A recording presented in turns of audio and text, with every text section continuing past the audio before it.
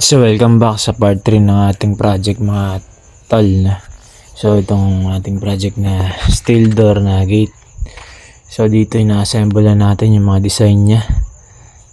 So ito, na-spotan na natin itong ilalim na design tsaka mga ibabaw. Itong tubular, nilagyan ulit natin ng red oxide na primer yung loob para pag binaling natin katagalan hindi makakalawang kaagad. So ito, naayos natin, sineset up na natin. Okay. So yung sukat ulit natin dito is yung 210 ang taas, bago yung lapad is 90 cm. 210 yung centimeter yung taas. So ito, parati tayong half day nagtatrabaho mga idol, gawa na mahiga tayo. Sa tanghali na tayo nag-umpisa.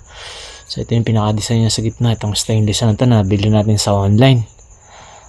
So tingin ko ito yung magandang design niya. So ito, nabuo na natin yung pinaka-frame niya. Hinabot na tayo ng gabi, gawa ng tanghali na tayo nag-uumpisa. So spot tayo mga idol. Mayayari na natin to in time. Okay.